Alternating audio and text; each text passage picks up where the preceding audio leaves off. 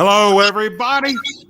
Welcome to another episode of Just a Squirrel squirrel looking looking for for a nut, nut, trying trying to to get get out out of of this this nut.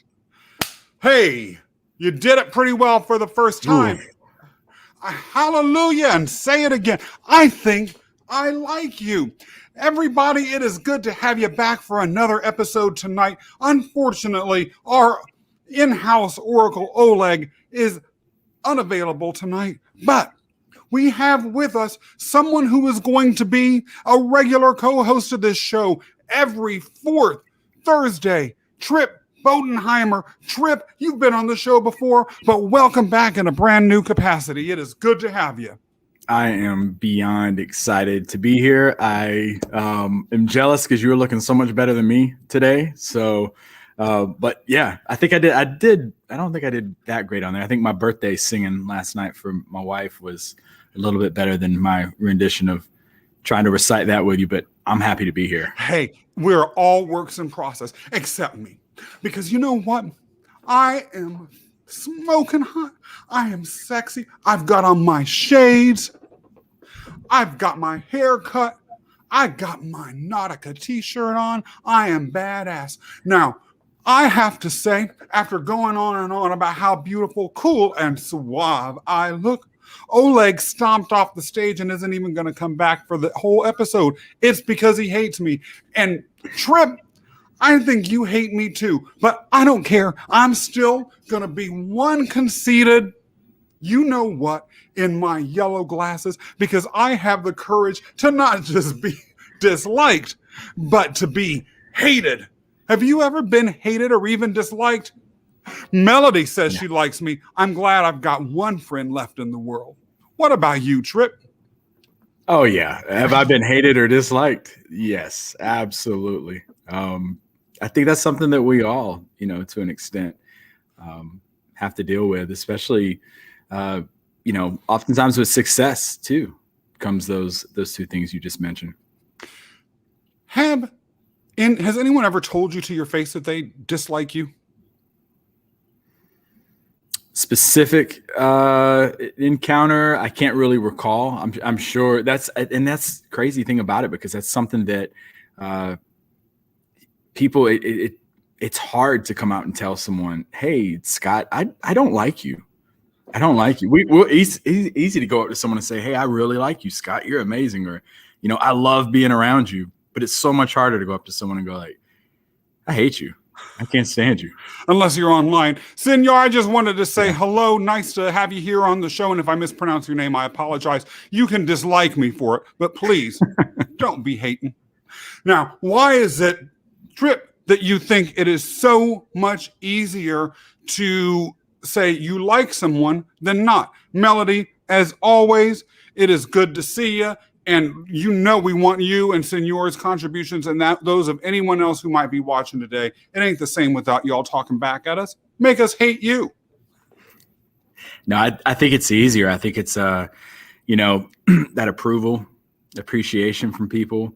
It's easier to live with that. It's easier to walk around with that than it is knowing that, we're not liked by someone. And same thing, going up to someone. We always feel like we can fix people.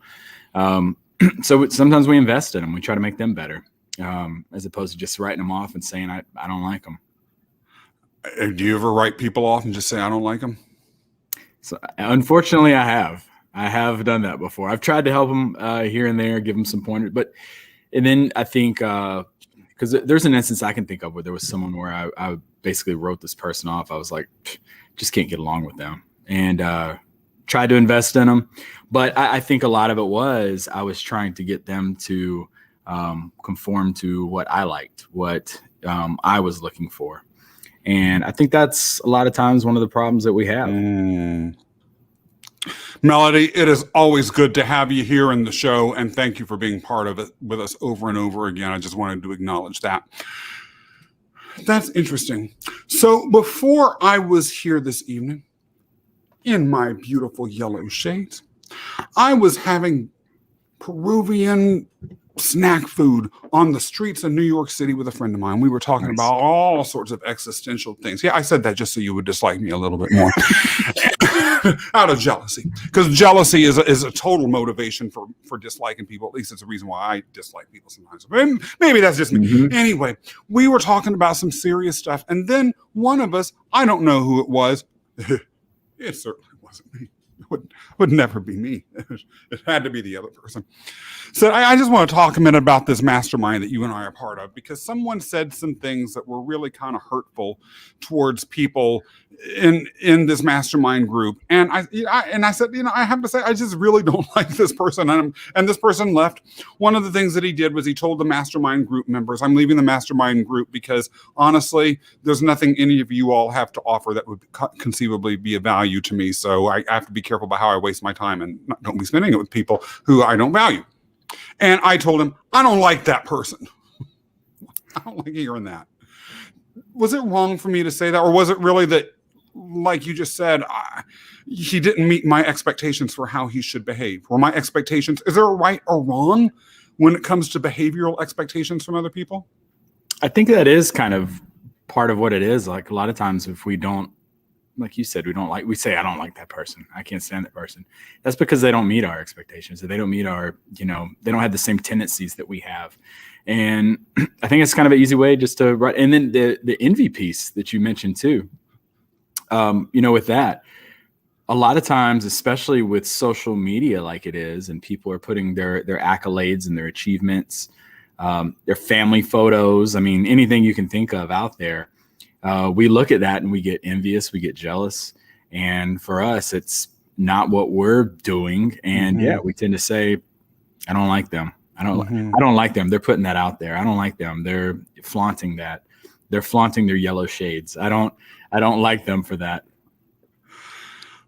What do you think people might dislike you for? I'll tell you if you tell me. Okay. For me, so we're doing some self-reflecting here. I like this. So for me, I think that I've always been charismatic. My personality has always been very outgoing. I feel like people have possibly disliked me in the past for that. I'm outspoken. I've never held back my opinions on something if I don't like what somebody's saying or doing. And sometimes that honesty, that can get you disliked by people. And then success. Like, I mean, we have podcasts, we have successful careers, and sometimes people can see that and they may not necessarily take a plunge into doing something like that. They may want to do it, or they may have done it and not necessarily been successful. And I'm just using our podcast and stuff as an example of it, but they may be envious of that. And I think that I'm sure when I post on my Facebook page, like, hey, I just have a new podcast episode. Hey, I just got recognized for something in the military. I'm sure someone has seen that and said, oh, he's bragging. But I did actually read something that I thought was really good. I think that you'll be interested in this too. So I'm not a psychologist. I'm only 4 years away from being one. But wow. Oh. Yeah, Roger Coven is a psychologist, and he wrote in the book, The Need to Be Liked. He said that people are like ink blots, and someone looks at that ink blot. You may look at me and think like, wow, he's confident. Oleg may look at the same exact thing and go like, he's a narcissist. He's arrogant. People see the same thing, but interpret it differently in us. So you can't make everyone like you. Someone is going to dislike you for the same reasons that other people really approve of you. Why do you think people would, the self-reflection piece to you, why do you think, because I don't know anybody walking the face of the earth that would dislike Scott Mason. So for that select few, why do you think they would have those feelings? Is that your little ink blot coming back on you? Yeah. Would possibly dislike you, so they can't see why. You can't imagine why they would dislike me. Well, I have to say, first of all, Melody, thank you for the comment on Tripp's point. I thought it was actually a really good point too. And Kenny says, you don't have to like me. Ask me if I care. I dare you. I care, Kenny, but I don't dare say I dislike you. But I do dare you to say why people don't dislike or why people might dislike you sometimes. Unless everyone likes you, in which case I want to hear why you think everyone likes you. I've never been that popular. Why do people dislike me sometimes? So sometimes I say things that maybe I shouldn't before I think about them. Sometimes I've let things come out of my mouth. Sometimes I've had political views or religious views that I have expressed in a way that was very dogmatic or very brusque or just may offend people. Sometimes I've been disliked because I'm gay. Sometimes I've been disliked because of the way that I manifest in the world. I had cousins that thought that, well, they made it pretty clear that they did not like me. And my mother asked her sister why exactly they were so overt about their, excluding me from family events or from fun activities or playing games during family reunions or whatever. Mm-hmm. And my aunt told her, because Scott, she had a whole host of related reasons. But one of the things she said was that Scott acts too smart. Like he's smart. We don't like that. Yeah. So people now, and the weird thing is, I've also had people, a recurring theme when I worked for the government in particular, was people saying they didn't like me because they thought I was too stupid. So I've been disliked for being too smart. I've been disliked for being too stupid. Sometimes I get tired from all that dislike. Yeah. How did you get yourself so you don't get so fixated on it? I don't know if that's something that I could sit here and honestly say that I don't care if someone dislikes me. I want to say that. I want to say that it doesn't bother me. But I know when I was younger, if I knew someone disliked me, it was heartbreaking. It was, oh my gosh. I wasn't, my emotional intelligence wasn't as strong as it is now. But now you can tell me that someone dislikes me. It's going to hurt a little bit, especially if someone comes up to me and they're like, I can't stand you because of this. Now, 20 minutes later, it may not bother me, but at first it's going to kind of hit me a little bit like, wow, that, okay. Or, for whatever, maybe I did something or said something on a podcast and someone dislikes it. It's one of those things that I've learned to have, like you said, it's taxing, it's tiring having to worry about that. But let me ask you, Scott, you mentioned, someone may not like you because you're gay. How does that make you feel if someone were to come up to you and tell you that? Someone did. So I was once a skinny little child. Mm-hmm. Good looking in a hipster sort of way. I've been told by myself, but I was still very, very skinny. Yeah. And there was a young woman that I was friends with in college who we hung out. We had a grand old time together, and she was dating a guy who was very big, strong, and muscular. And he was extremely conservative and controlling too. And he told her that he disapproved of me because I was gay, that I was going to hell, and he forbade her to hang around me. Now, I don't know why he was dating this particular young woman. Everyone knew she was independent-minded. And of course, that just drove her deeper into my friendship. And so one time I saw him at a party and he came up to me and he said, "You disgust me. I think it's horrible what you are. And I am big and strong, bigger and stronger than you. And I could put my hands around your neck and wring your head right off." So I found an old picture of him and he'd been every bit as skinny as me. And that's actually what motivated me to begin to lift weights and took me down a road where I was a power lifter for decades.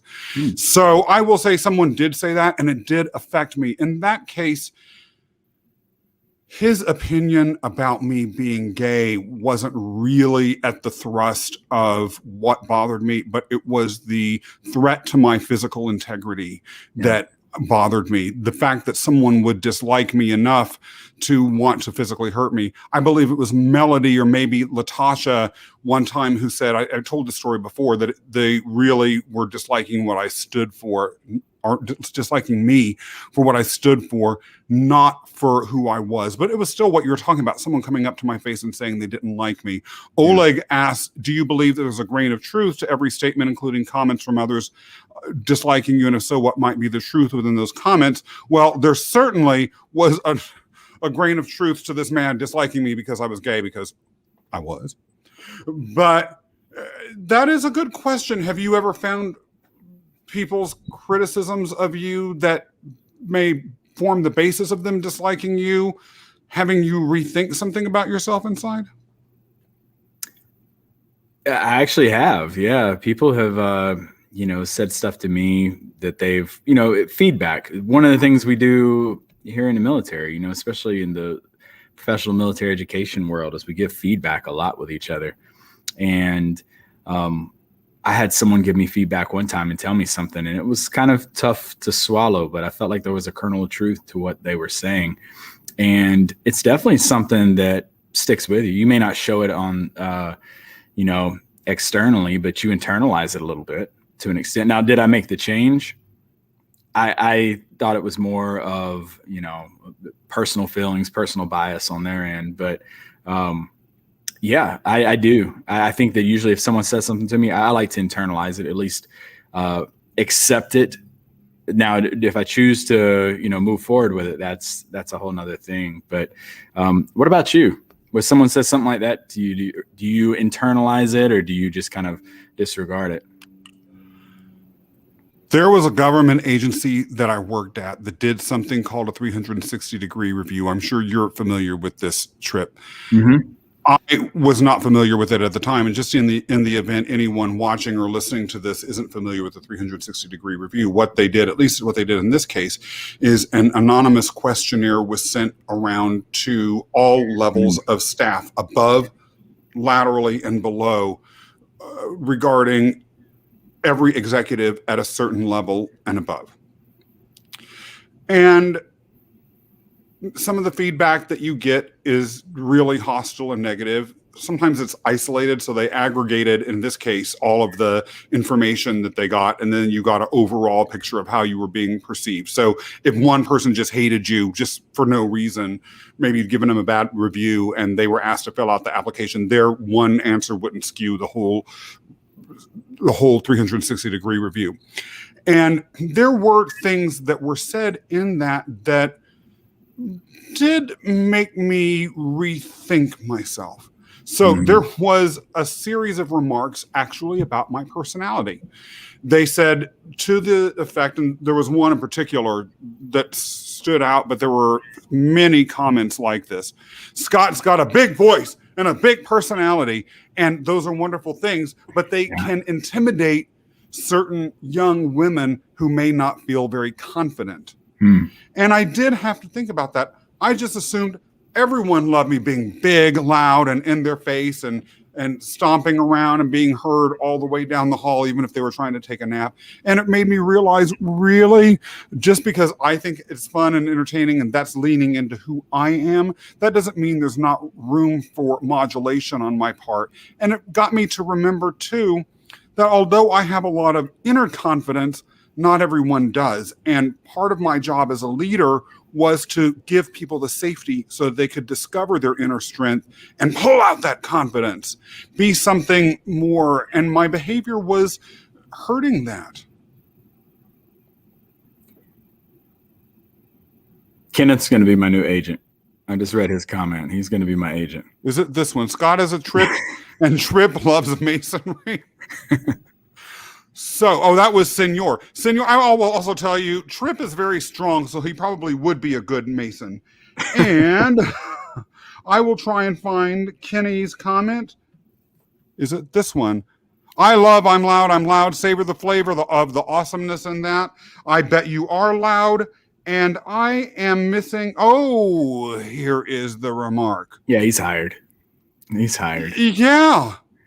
Kenny. See, I like Kenneth. Yeah. I don't like Kenneth anymore. Kenny, I thought I was the only one that got your love. I don't feel special anymore. Scott, I got a question for you. Yes. Do you feel like what do you feel is the biggest difference between wanting to be liked versus needing to be liked? Oh, I was thinking about that just this morning. There's two types, I believe, of needs to be disliked, Okay. although they may come from the same root as I say it out loud. One is this, it's a manifestation that I think is different. One is this obsequious yes person sort of thing. Oh, Trip, yeah. Oh my God. That was oh my God. Great decision. I love it. Yeah. I had a boss once who, well, hers was a different sort of, hers was sort of like this. I was at a meeting. I was new to this organization, and I was asked a question by her at one of my first meetings in front of a bunch of other executives. And I didn't know the answer. I didn't know what to say. But what I was good at was regurgitating people's opinion in legalese and bureaucratic language. So it sounded mega intelligent. And so she asked me what I thought about what she had just said. And I did exactly that. I repeated back what she said, only in this highly legalistic, highly bureaucratic, lofty sounding way. And she said, thank you. I appreciate your feedback. So I went up to my staff later. I said, oh my gosh, I don't know how that went. What do you think that she thought? And my staff said, oh, she loves you. She loves people who agree with her. She loves people who like her, who suck up to her, basically. So that's one way. Sucking up is one manifestation. Then the other manifestation is, and I don't have a need for that. I don't respect the person that does it.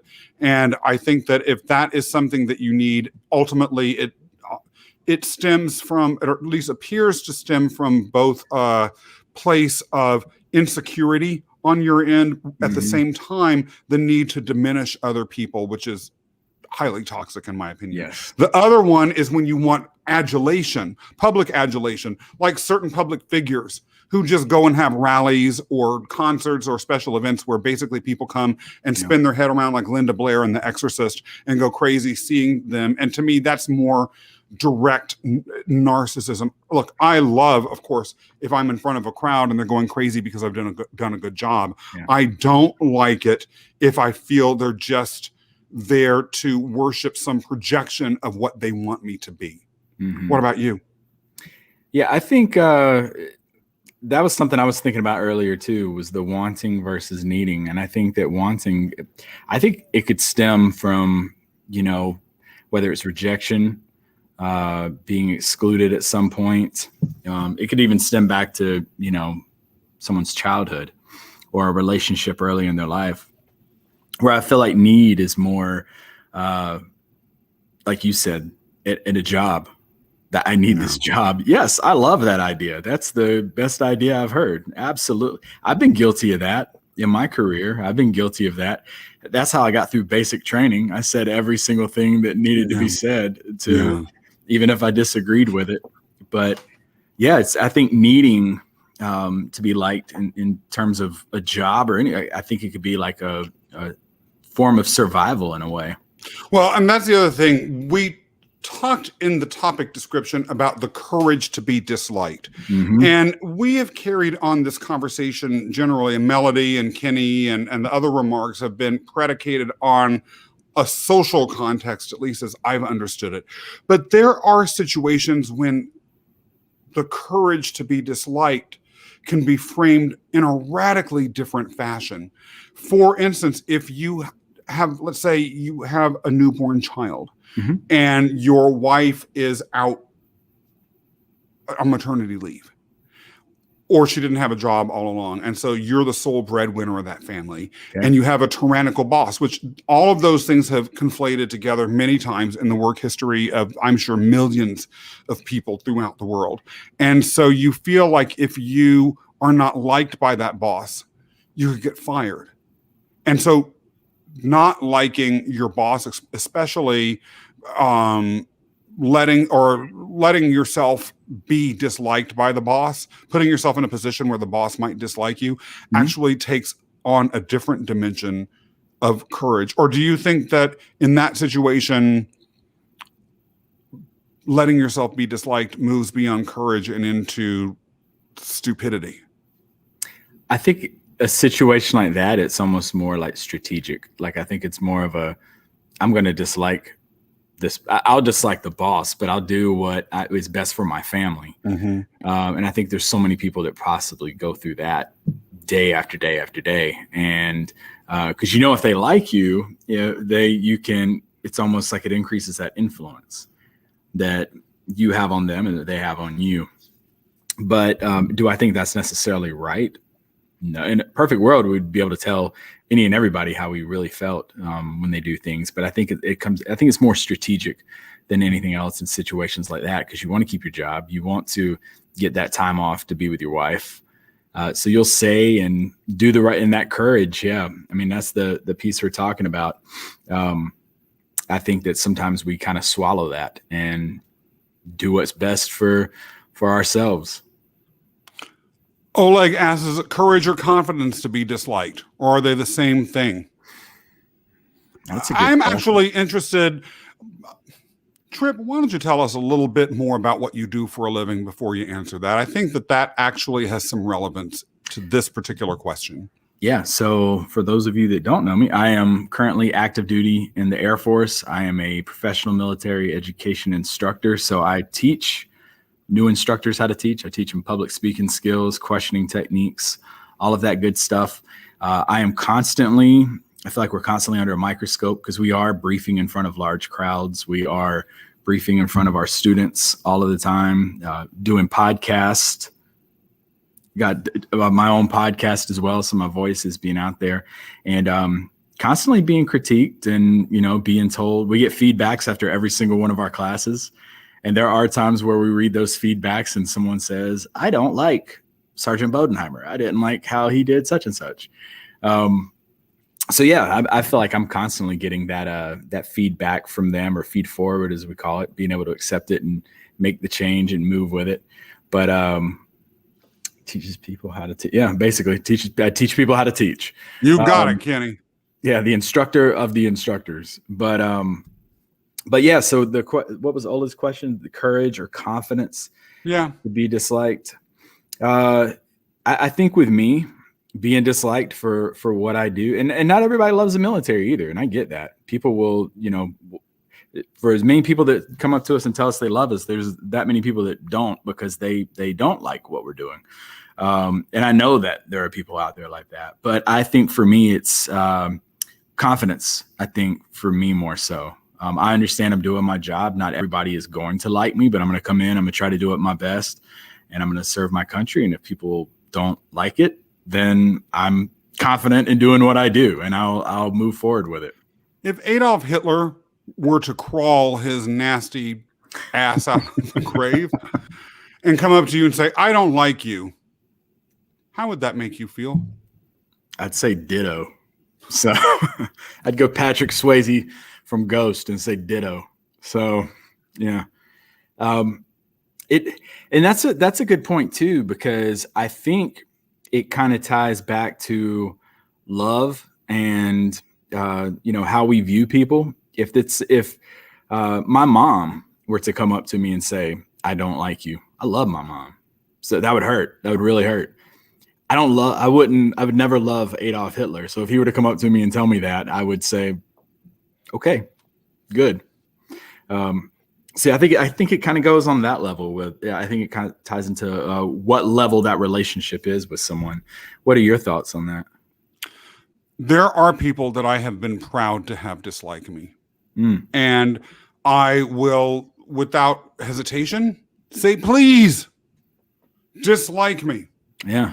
There is a business venture that I have been ideating and marinating on for some time. And I was talking to a potential investor about this business recently.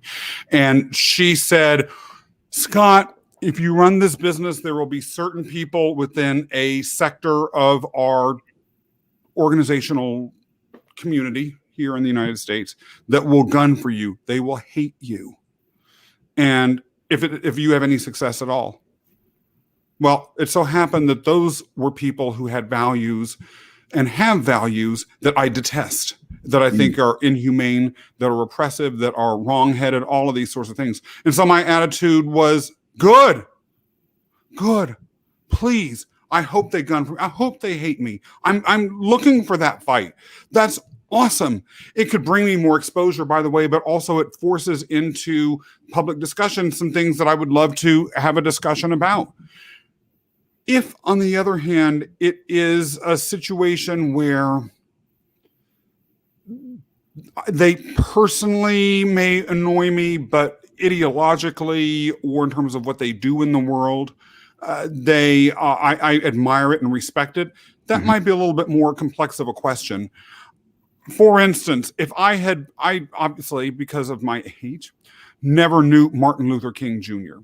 And even if I had been alive during his life, he was so much more famous. Why would he have gotten to know my little self? But let's say he's someone I admire. I think he's just a true hero in this country's history. But what if I had met him and found that he talked too much, or that he had some weird thing that really wasn't in the public eye, but just annoyed me?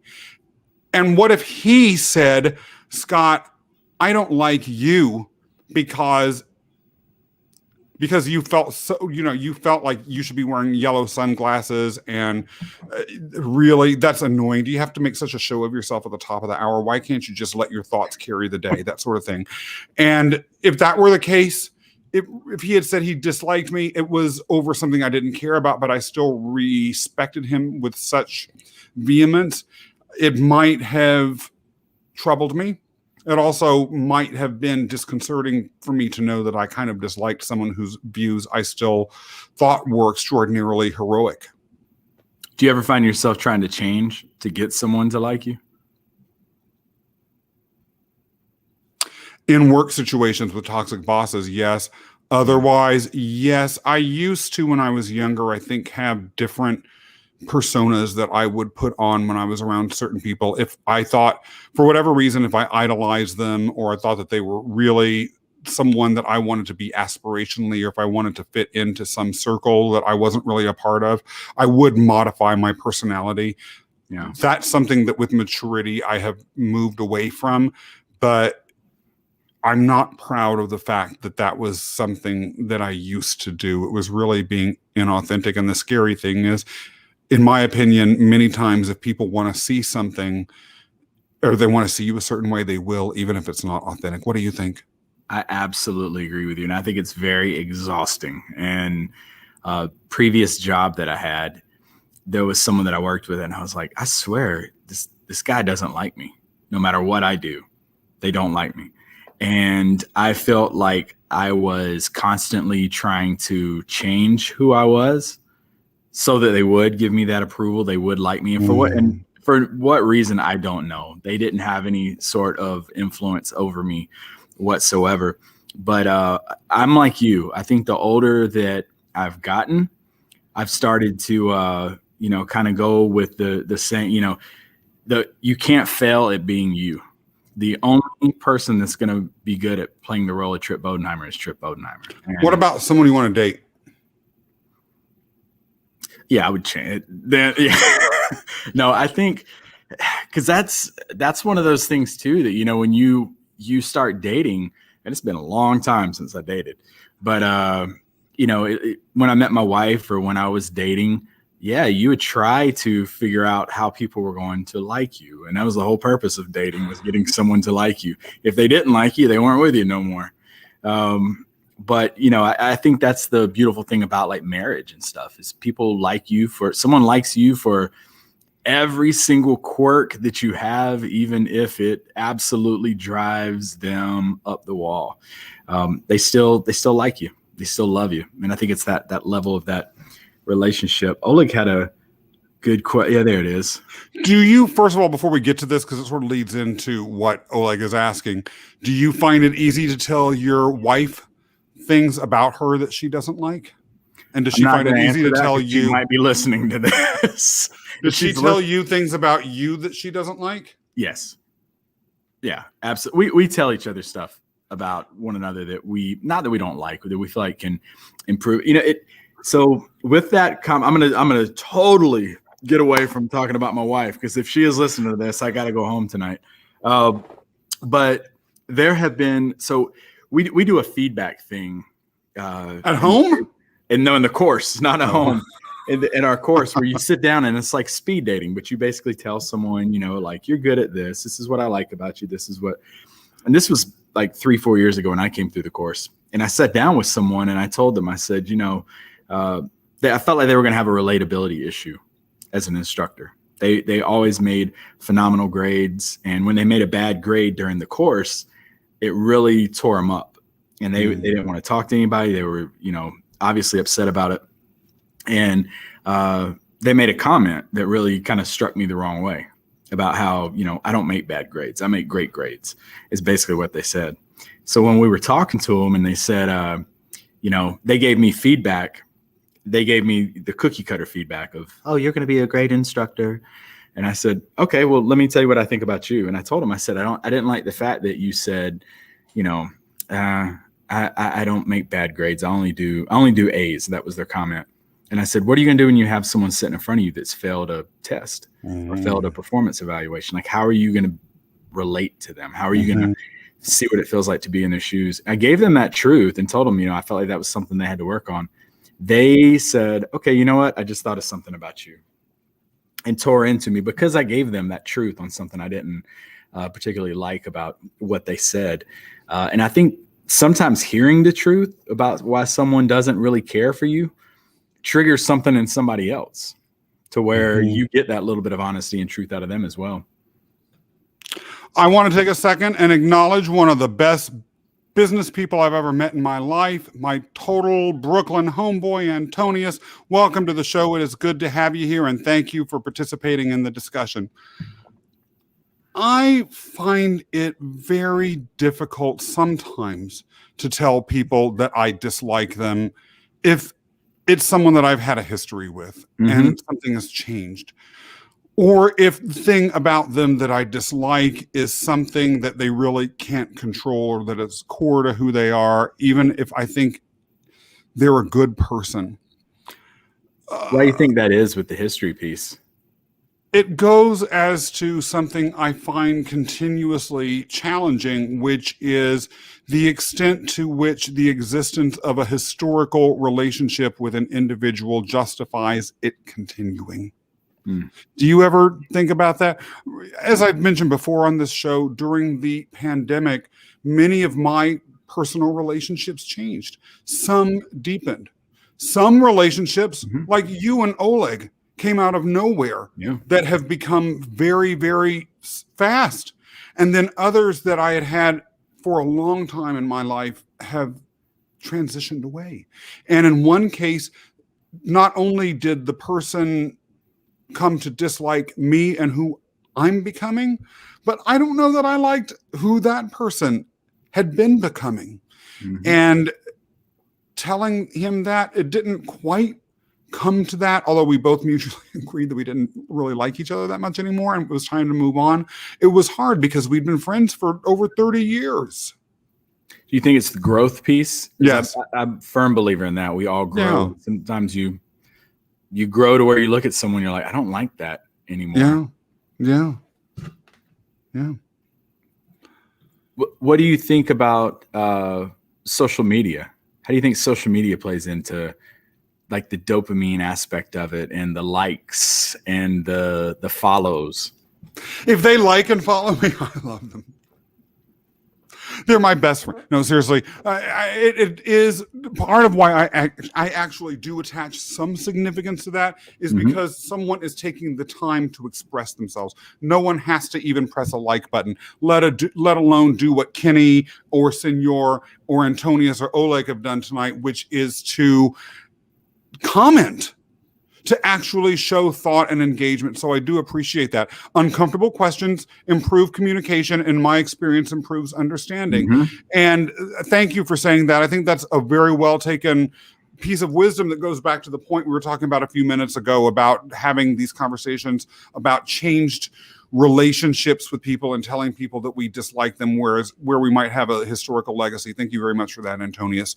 The social media part that can be difficult is if someone likes you or follows you, but it turns. So one time I put up a photo of myself on social media platforms and I won't describe the photo because then people will look it up and figure out which one it is.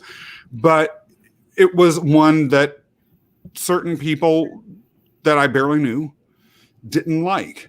And so I got DMs, comments, emails saying, take down that picture. You look horrible. You told me about this. Yeah. Yes.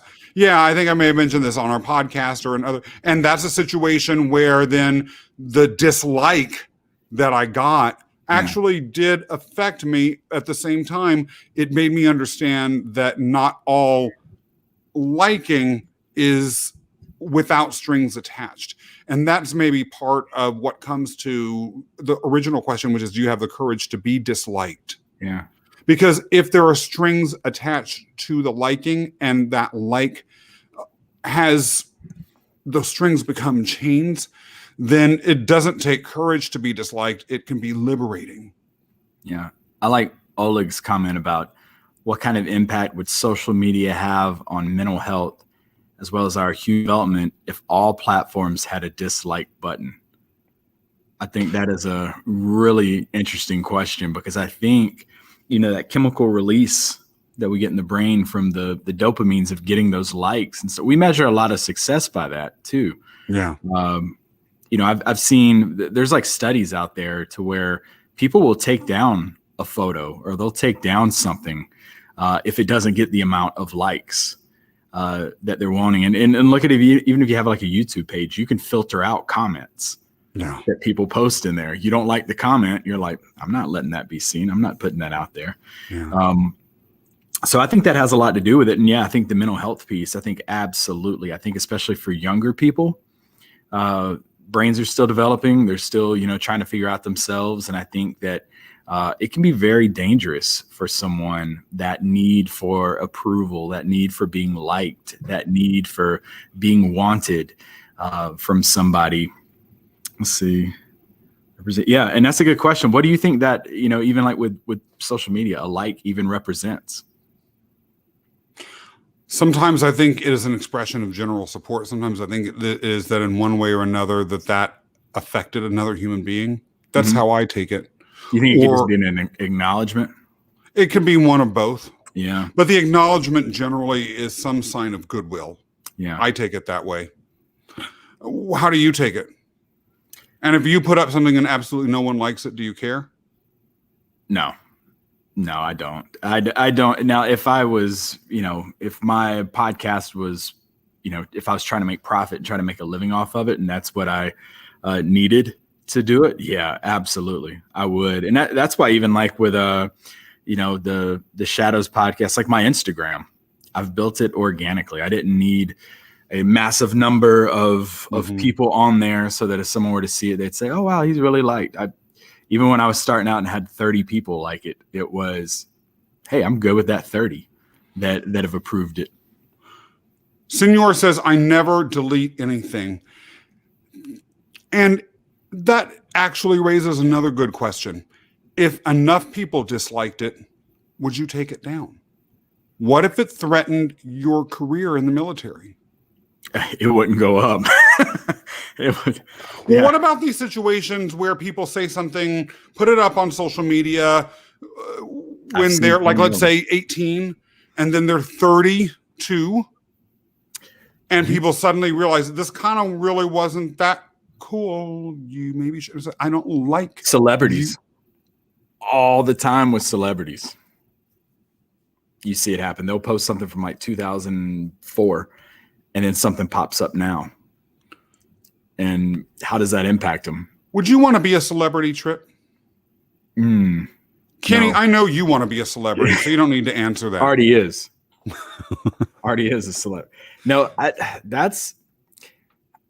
don't think, honestly, that I would like it because this whole topic we're talking about is really interesting to me about, being liked and, yeah, I'll say it. It's good. I'm going to be in the doghouse. But like my wife, I told my wife, I said, the one thing I respect about my wife is that she can be like, they don't like me. Okay.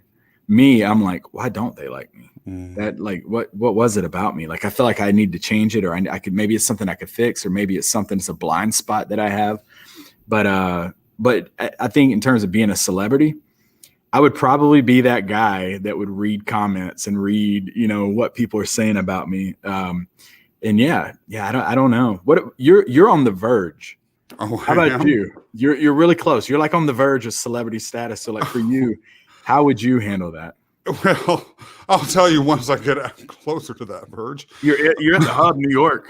I'm in Alabama. I'm nowhere near. Alabama is quite famous in its own right. So let's not talk Sweet Home Alabama. Come on, that's right up there with New York. Roll Tide. I will say, yes, I'd love to be a celebrity. I will be honest about that. But I understand that takes thick skin, because people will like or dislike you.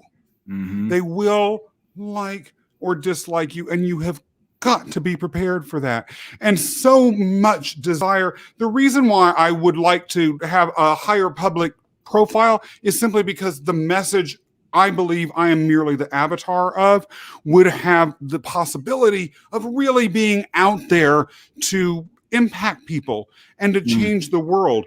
I want to make it clear, I view myself purely as the vehicle of a message, a canal through which a river flows.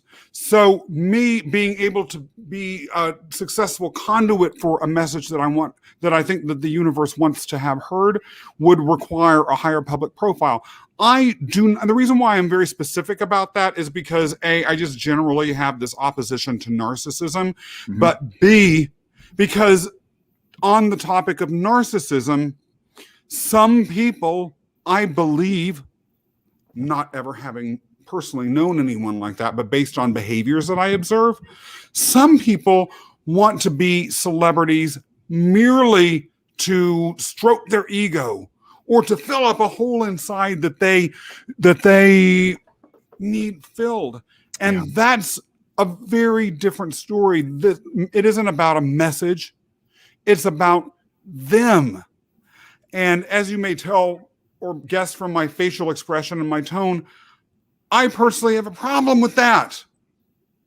But those people, I feel, may be more vulnerable to being disliked. Yes. As an avatar of a message, I don't care. I want people to like me because it helps the message be heard.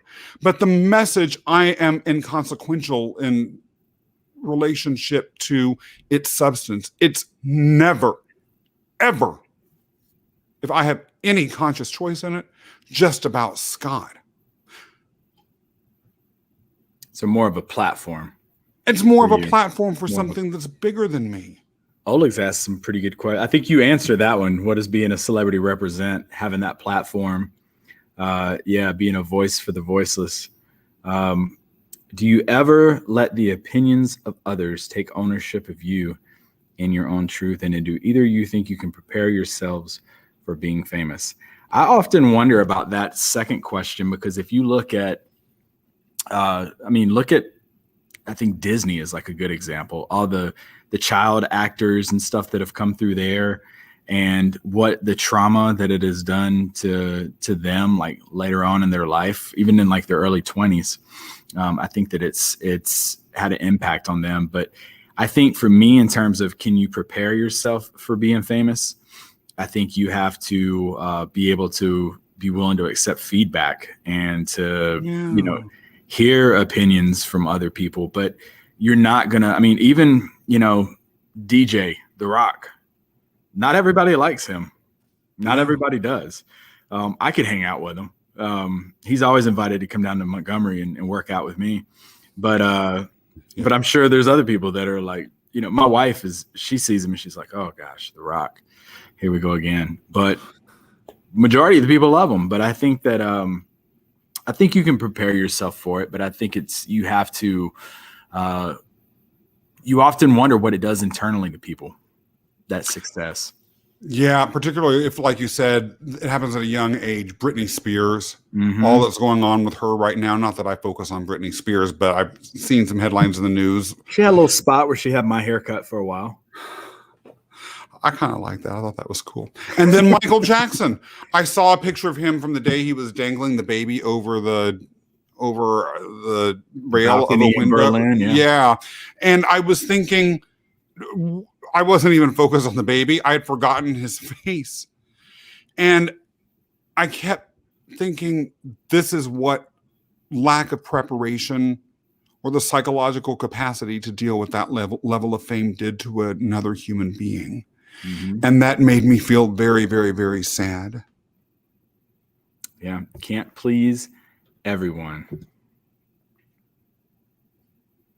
Antonia says the quality of a message is not related to the quantity of the likes and dislikes. Many likes or dislikes are impulses, and that is okay. Sometimes you need to think about the meaning of messages. Many messages, whether liked or disliked, will still find their way. Not always people want to share directly their opinion. I think that goes back to what you were talking about. I mean, well, you mentioned his name, Martin Luther King or John F. Kennedy or any of these, famous figures that are out there that have had that platform. It's more about that message, and not everybody's going to like their message. But it's all about what it stands for. And I think it kind of ties into like from like an ethics standpoint or morally what they feel like is if they're doing the right thing. And not everybody's going to agree with that. At what point, though, do you think that if everyone hates your message, maybe you should change it, or maybe there's something wrong with it? Or at what point do you say, even though everyone likes my message, maybe there's a problem here? So I'll use an example of that. Let's say we lived in Germany. And again, this is an extreme example. Mm-hmm. I'm not endorsing this message. If anything, Right. It's an example in opposite. I think you know where I'm going. In Germany in the 1930s, Adolf Hitler's message resonated clearly. You see these crowds that were gathering whenever he'd step out the door. It was ridiculous.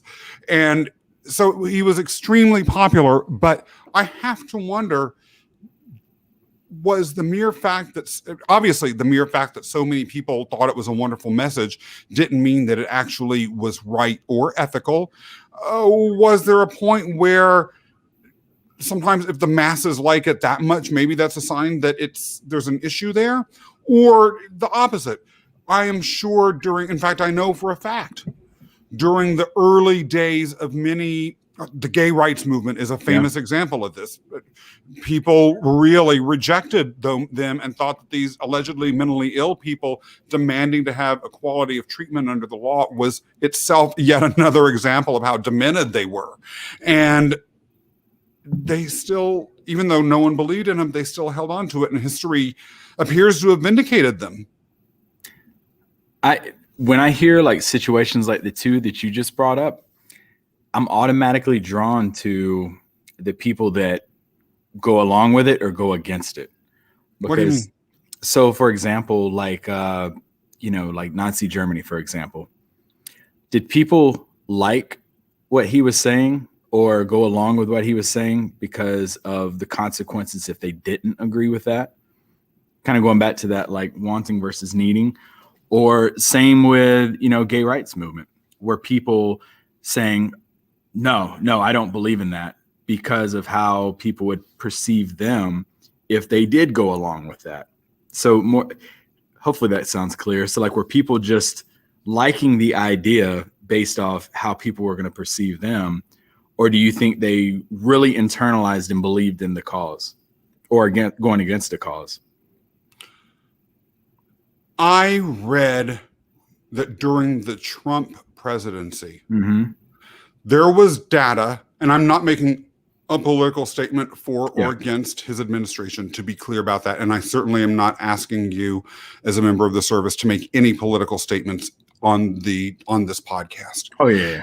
But I will say this is something that was just a data point that was observed, irrespective of the quality of the person or the policy decision I'm talking about. That if Donald Trump took a political position, half of the country immediately opposed it.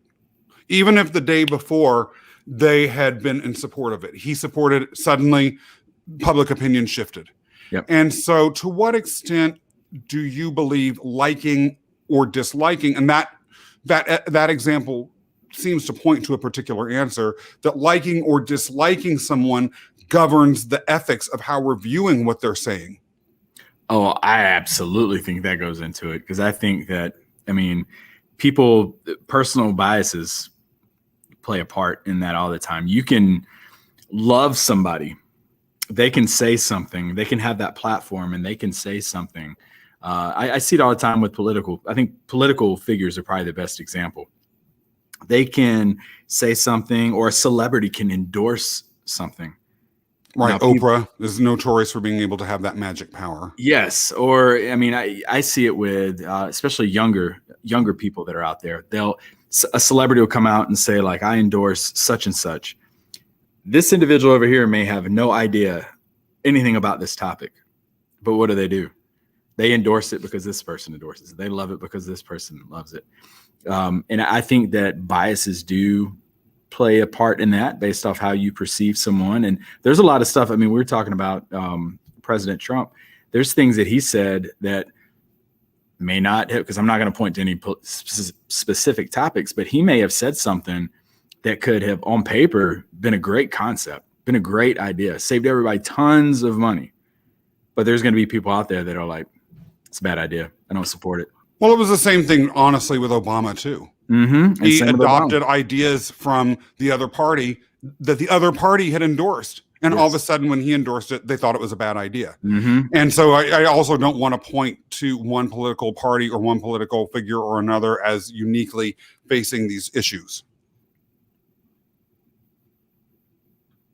Antonius says, rephrase the message. Remember, Scott, our 70-30 example of a situation where words matter most.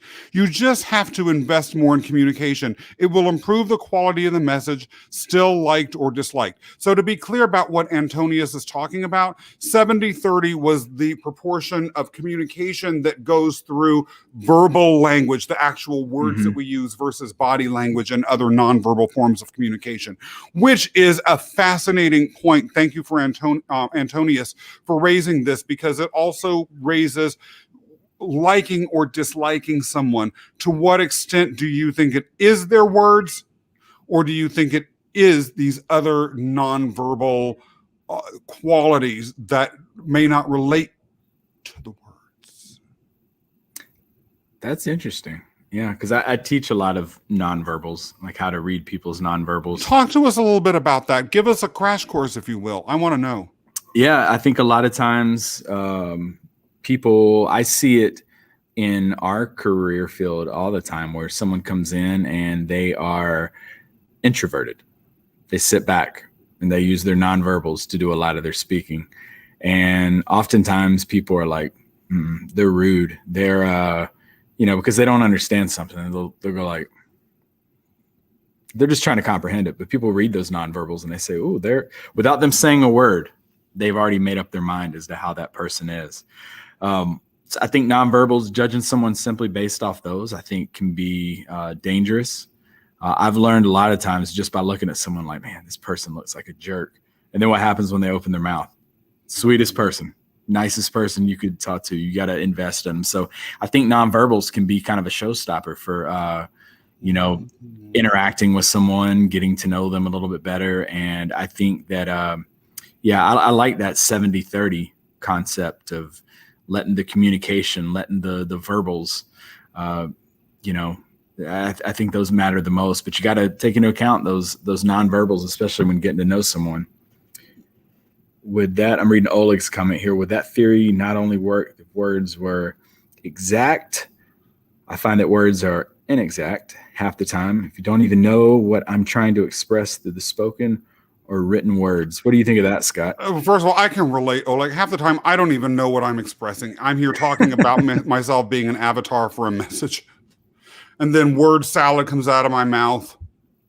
I can barely pronounce my own name, let alone anyone else's. Bodenheimer. I just said that without tripping over my own tongue. Words. I see what you did there with trip too. What'd you say? I didn't trip over it. Yeah. I'm proud of you, Trip. You got me there. The inexactness of words, that one of the things that reminds me of, it does go as to the true limitations of verbal communication and why that, in my opinion at least, that needs to go back and forth with the nonverbal. But really also then it talks and gets me to, in the electronic age, the consequences of communication with written words, which are far more inexact, particularly through text. Yes. So there's someone who I've known for a long time. He is 6'5". Not me. Not me either. And he and I have been friends, and he said, "Oh, Scott, I'm going to be so happy when I see you. I might just run up and give you a big bear hug and pick you up." And I said, "Yeah, no, you ain't picking." I texted him back, "No, you are not picking me up." And he said, "Oh, Scott, I was just kidding." I was like, "Yeah." He said, I thought you were sweet." I said, "And by the way, don't call me sweet." And I said, "Don't, really." And he said, "Well, geez, you're hostile and aggressive today." And I said, "You were," and I texted back, "You're talking about picking me up. You ain't picking me up." And then, we went back and forth. And then he realized, he's like, "Scott, I was just being joking and playful. I don't mean that. I would never pick you up." And I said, "Yeah, I didn't know that." And then I realized, wait, we were miscommunicating. He was saying this in sort of like a joking, like, let's start a fake sort of fight sort of thing, where I was like taking it as, you're starting a real fight with me. What's gotten hold of you today? And so when we go back to Oleg's original point about words being inexact, text, right? How many relationships have been probably screwed over by people reading text messages, or people been all offended, or all of that sort of stuff? You can get a text message from someone and you are fired up with what they said, and you were like, "Oh, I'm gonna wait till I get in contact with Scott. I have no idea what Scott meant by this." And then I get on the phone with you and I'm like, "All right, you wait till he picks up." And you pick up and you're like, "Bodie, how are you doing? Oh my gosh." So, and then what happens to our tone? Yeah. "Scott, hey. Yes. Yeah, we totally change it." But I think that text is very, very, very important. And you got to make sure you read between the lines with that stuff, and you don't just automatically go into, "I can't stand it." What do we do all the time on Facebook? If somebody types something or says something, we unfollow them or unfriend them or what have you because of something they've said. Yeah. Humor via text. Tough. Thank God for emojis. People trash emojis all the time as cheap shorthand, but they have saved. So I have been in a text debate for the past 2 nights with a dear friend of mine. I'm surprised he's not on the show harping on me just to be doing it tonight, where we are faking disliking each other because of our political beliefs. And the only reason anyone reading this would know that we're all joking is because A, the statements we're making are so outlandish, but B, these things we're adding at the end to make it clear that this is all a joke and that we're responding to this stuff with laughter and not actually taking it seriously. Yeah, I actually texted someone not too long ago and I made a comment to him, and I had to make sure I put ha ha ha or LOL or whatever it was at the end of the messages so that they knew what Oleg put here. Yeah, because you have to let them know, because they could totally interpret it. And how do you feel if you send someone something, Scott, and you're kind of on the fence about whether that was they're going to be offended or not offended, or they're going to like or dislike your comment? And then, the beauty of Facebook and Instagram and all of this is they've seen your comment, or but they don't respond to it. How do you interpret that? No response. I don't interpret, because I believe that's putting a story into someone else that I have no right to do. And in general, that goes as to something about electronic communications, email less so, but even there, which is the importance of clear communication as a matter of personal accountability when it comes to interpersonal communication, but also not putting your own story onto somebody else. In our heads. So, Bodie, when you and I first met each other, it was through email. You have a very crisp, efficient email writing style. You don't overuse words. You're at least during the initial emails that we had, you were very to the point. You were polite, but it was very businesslike, very whatever. Yeah. And so if I had been a different person, I might have thought, especially knowing you're in the military, I might have thought, oh, I'm going to be dealing with some person who's going to be stomping in there and talking in a clipped sentence and have no sense of humor and all of this sort of stuff. Or I could have just said he's busy, or I could have said this is just the way he communicates, and he's all of these sorts of things. I noticed the style because it was very distinctive, and I always just notice things that stand out. But I also thought this is a chance for me to practice not imposing my own story on things I know absolutely nothing about. Yeah. I always, it's funny you brought that up because I always hear it from people that I've worked with, because if I send them something, I'm not going to fill it up with fluff. I'm just like, here you go. Very respectfully, Sergeant Bodenheimer. But I even replying to people, I try to keep it quick to the point. Embedded in what Antonius said here, if tonality becomes a tool for text messages, we may be able to improve text messages as well. Maybe, and it's interesting, Antonius also happens to be a very, very visionary businessman. And so that's, in a way, no surprise that that particular remark would come out of his typing. Maybe we should just give someone a call, or are we scared to confront each other directly by voice? Typing things online that we're afraid to say by voice. I do that. I call somebody. And I actually interacted with someone the other day for the first time, and they were like, let's just talk. Let's talk. Let's don't, email back and forth. Or if it's something that I'm like, ooh, this could be misconstrued, I find myself calling that person. So the number of times I used to rewrite my emails before sending them just to be liked. Oh, like, I don't even like you anymore. You always make me feel inferior. I rewrite my emails because my typing's so bad. Half the time I've typed the thing, I look at it later, it doesn't make any kind of sense. Oh, like, I've sent you texts where I'm surprised you believe I have any dignity left to offer this world at all because the typing is so bad or stuff doesn't make sense. And you're talking about you're able to type them over and over just to make them like you. I am jealous of you, my brother. I wish I had that skill in typing. I can't stand it. Grammarly. I don't like you because of my own internal issues here. Grammarly has saved me on emails. Yeah, me too. Now, I will also say sometimes I dislike myself a little bit because of Grammarly.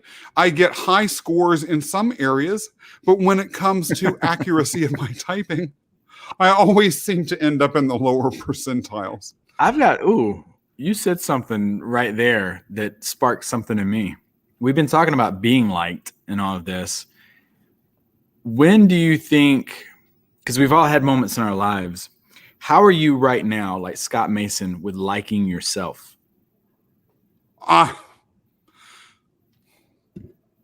So, I have a lot of friends in my world who are coaches or consultants of some sort.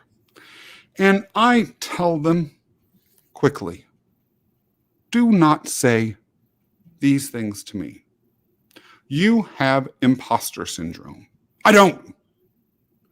Or you don't have confidence. I do.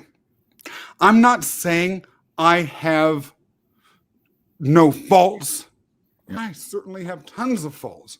Not the least of which is I look terrible in yellow sunglasses. But I disagree, but go ahead. But those two things are not faults of mine. I have earned the right through hardship in my life to like myself. I am not ashamed, and I don't say this with a sense of melodrama or to compare myself to anyone else or to say I have any special power or lack of power because of what I'm about to say, but I had a tough fucking life. And what that has brought me is the ability to truly like myself and to understand that if Scott Mason doesn't like himself, it's very well possible that no one in this world will. So yes, I do like myself. I do not have an issue there. Have there been times in my past when that hasn't been true? Yes. But it ain't no more. What about you, Trip? I should have never asked you that question first, because I hate having to follow you up with something when you give a great speech like that. Now you're hating on me too. Yes, there have been times in my life, especially I think younger, whether it was through bullying. I got bullied a lot in school. Really? Yeah. And I didn't like me. I didn't like me for that. And, qualities about myself, tendencies that I had, it was things that I was like, oh, why am I like this? Why do I look like this? And I think the older that I've gotten, I'm like you, had a tough life. I've been through a lot. And for me to be sitting here doing a podcast with you, for me to sit or doing this live video, or to have podcasts and have guests come on and talk and stuff and share their stories, I like who I am right now. I like who I am when I can get in front of a group of people with confidence to talk in front of on a stage in front of people. I like that confidence that I didn't have 10 years ago. So yeah, I'm like you. I like me, because if I don't like me, then nobody else is going to. You got to like yourself before anybody else can. I would love Oleg, Kenny, Senor, Antonius, and you, Trip, I won't like you anymore, to answer Oleg's question. Is there a line you're not willing to cross when expressing your opinions of others? For me, I think I keep it respectful. Unless you've absolutely disrespected my daughters or my wife, or you attack my character or something like that. I think there's a line I think that you can cross, but for the most part, I try to keep it respectful. I try to give someone, if I don't like someone, I don't like them for a reason. It's not because of how they look or because of it. For me, I try to keep it as something you've either said or done to me, or an action that you've taken against someone else. But I try to keep it respectful. How about you? Yes, there are certain things, if I feel it cuts too close to the person's core, sometimes there are things that I might like about them, but I see them as intractable character or personality flaws that may have been caused by trauma that I'm not prepared to deal with, or that may send them over the edge. Even though I dislike them and may want to express disagreement with the behavior, them as a person, I may not be willing to attack. In fact, generally, particularly in work settings, my philosophy is to not psychoanalyze, to not talk about the human being, but to talk about the behavior or the output that they have put out as what I don't like. I don't like the fact that you gave a memo to me and you didn't do spell check and I can't read anything. Or I don't like the fact that you misgendered someone as a way of insulting them, or any other sorts of things. That to me is very different than I don't like you. Personally, though, the behaviors in purely personal, particularly if there's a depth of relationship, the behaviors, sometimes I may drift away or not like someone because of behaviors. Sometimes I may not like the behaviors, but I still actually like the person, because I still think that they're a good-hearted person, and so I may be misguided or whatever, or troubled or suffering. But then there's other times where I feel like the behaviors are so atrocious that no matter what you're like inside, I dislike you. Or your behaviors may be fine, but I still think there's something about you inside that I don't like. I still am very loath to talk about disliking into their face. Yeah. Them. Because really, again, this goes back to the old thing we were talking about earlier. Casual conversation with friends aside, we don't ever truly know another human being. Every last word I told you tonight, Trip, could be a lie. You have to have faith based on whatever you place your faith or your trust in that I'm telling the truth. But I could have lied about everything. In that case, then who and what I am is totally different inside than the words that you have or that you've heard or the behaviors that you've seen. Do you ever find yourself not just of those behaviors, but with like opinions or views that someone has, to where you may like me, but then we start talking about politics and I tell you that I'm on this side of the aisle as opposed to you? Do you ever find yourself disliking someone that you've established a relationship with just because of views or opinions? It does depend on the opinion. Mm-hmm. If, for instance, the political choice that they were making creates a gross violation of human rights, particularly if it's a systematic matter, and you endorse that, I do dislike you, or at least I dislike those beliefs systems so much that I have a problem with you. So, for instance, right, these people that were marching at neo-Nazi rallies, that means you are supporting the systematic elimination of entire ethnic groups. Yeah. Genocide. I have a problem with people who endorse that. And yes, I do dislike you. Mm-hmm. However, if it's merely a matter of policy where there is a goodwill, or where the direction is controversial, or where there may be beliefs that are based on misunderstanding, particularly of complex topics that no one has really any ability to understand, or where I have a listening partnership. Once a month, I meet with someone I've known since 7th grade. She talks for half an hour. I have to listen. I talk for half an hour. She has to listen. We don't say a word during that period. That's all the time she gives you? Yeah. We can go longer, but our time is limited. What? I don't like you anymore. And I'm just kidding. And I have to hear what she has to say. Mm-hmm. Her beliefs, again, I'm not going to state what they are, but her beliefs about things like masks during the pandemic. That's a good one. Right. Were radically different than mine. Do I dislike her? I'm still meeting with her every month, so I must not dislike her that much. I actually do like her. I appreciated that she shared her point of view. What about you?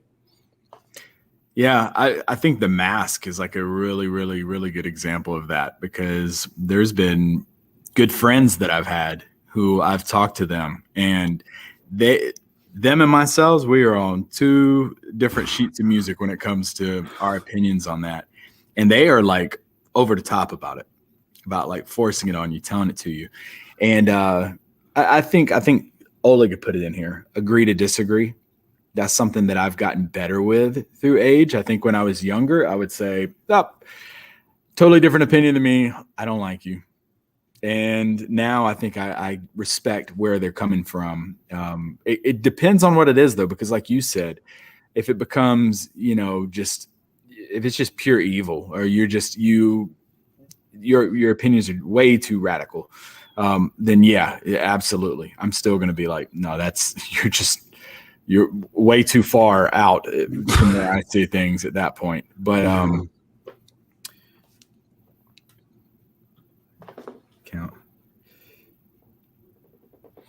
reading some of these comments here.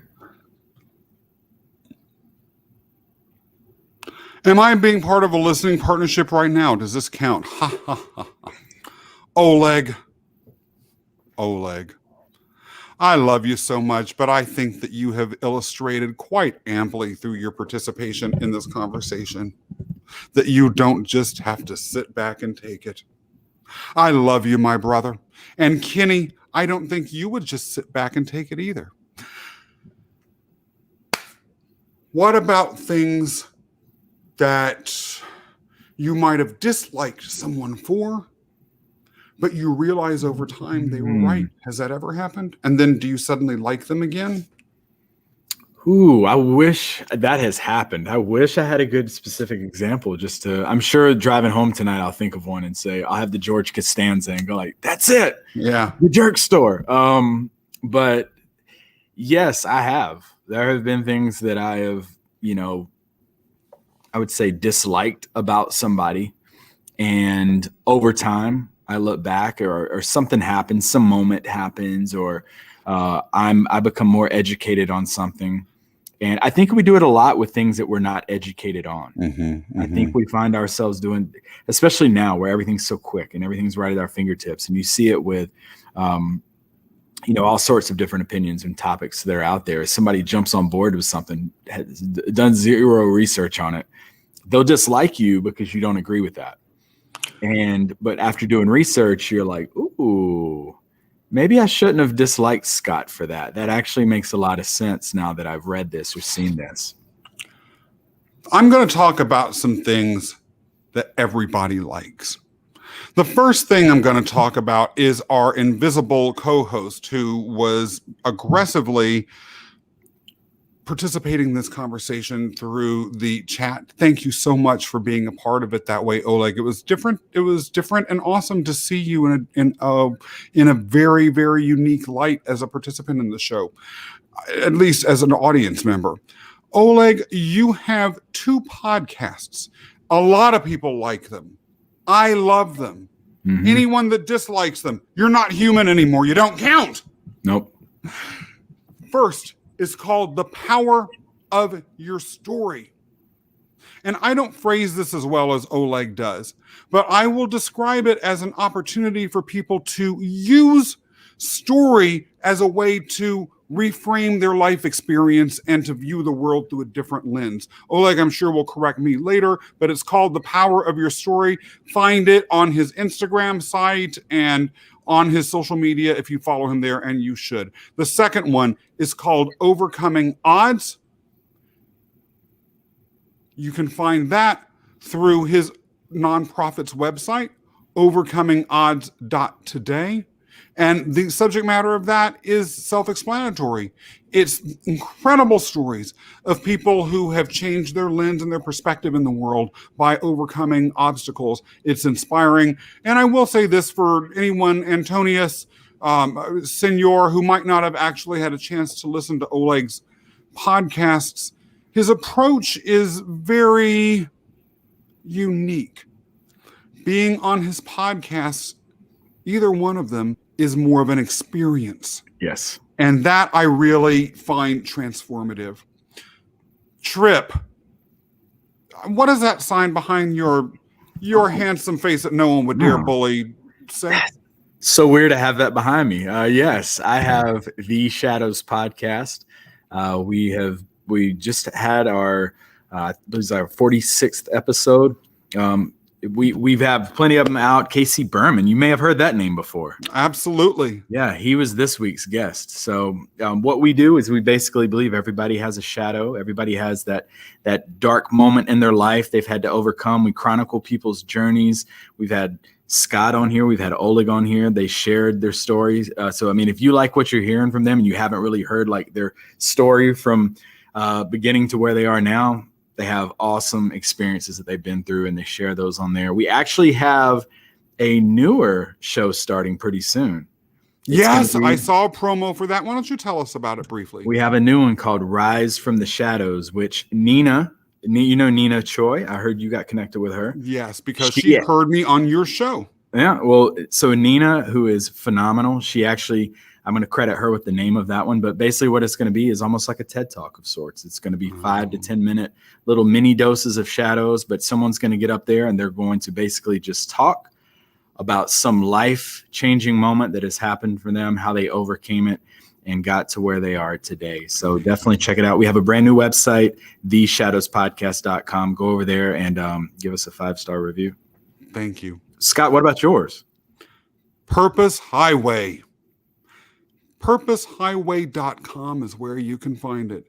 And for one more week, its theme is about influencers, leaders, entrepreneurs who have connected to a higher purpose to build a better self and a better world. However, that theme is about to change. By the way, the season finale is a 2-parter that had just had the first part's debut yesterday. It's powerful. Yeah. I will just say that. this man's story, how he found his purpose, what that purpose was. I will just ask you to look it up on purposehighway.com and listen. It's a story unlike any you're likely to hear. The upcoming season will be discussing what does meaning look like in a world that's dramatically and rapidly changing. The position I'm exploring is that the historical institutions that have enabled people to find connection with each other through the search for meaning are in decline. Where do people go to find meaning and connection? Because those desires aren't going away. Scott Mason's Purpose Highway podcast will begin exploring that the week after next, and our first booked guest had a #1 New York Times bestseller. It has been a pleasure having you as my co-host tonight, Trip. You're a superstar. Trip, you will be back here every fourth Thursday. If you are a Trip fan, please come back. We want to see you. For those of you who have enjoyed the show tonight, come on. Do not wait any further. Get your fingers on Facebook right now and leave a 5-star review. And next Thursday, actually Friday night, when you're going to see a poster at any point during the next week, you will see an advertisement of Facebook and LinkedIn posts coming up talking about the next week's episode. Please just do something easy. Press the share button. Put it on your own network feed so that folks can look. Otherwise, I might just have to dislike you, and you'll have to you'll have to have the courage to face Scott Mason not liking you. Until next time, everyone, have a great week, and thank you for being a part of the show.